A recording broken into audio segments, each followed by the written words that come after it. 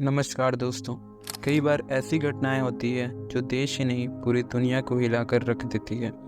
और यह ऐसी रहस्यमय घटनाएं होती हैं जिन्हें लेकर सवाल तो कई होते हैं लेकिन जवाब किसी के पास नहीं होता। ऐसा ही एक केस है नोएडा का आरुषि हेमराज हत्याकांड। इस हत्याकांड को आज पूरे 15 साल हो गए हैं, लेकिन यह आज भी उतना ही अनसुलझा है जितना वारदात के पहले दिन था।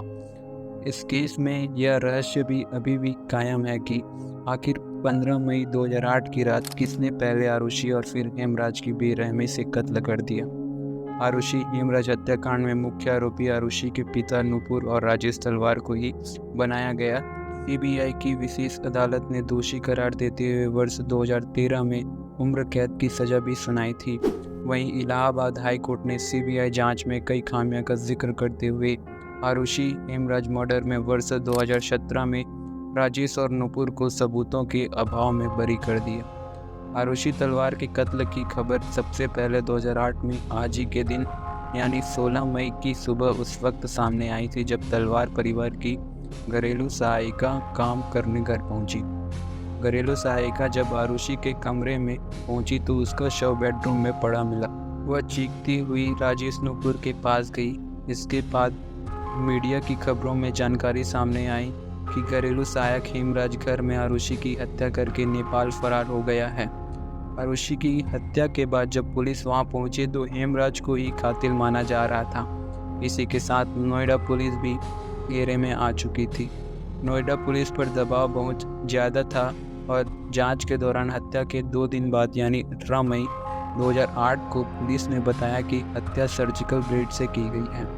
और फिर मर्डर का शक आरुषि के माता पिता राजेश और नुपुर पर चला गया। 23 मई 2008 को नोएडा पुलिस ने आरुषि के माता पिता राजेश तलवार को डबल मर्डर में गिरफ्तार कर लिया।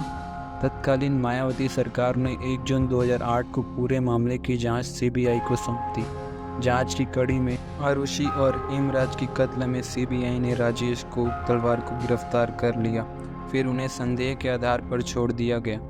इसी तरह 3 घरेलू सहायकों को भी क्लीन चिट मिल गई। फिर 29 दिसंबर 2010 को सीबीआई ने मामले में अपनी क्लोजर रिपोर्ट दाखिल की, जिसमें नौकरी को क्लीन चिट दे दी।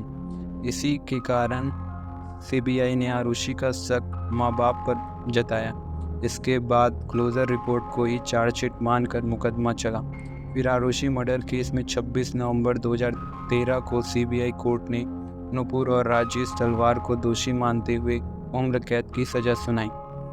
आरुषि के माता पिता खुद को बेगुनाह बताते हुए इलाहाबाद हाई कोर्ट पहुंचे।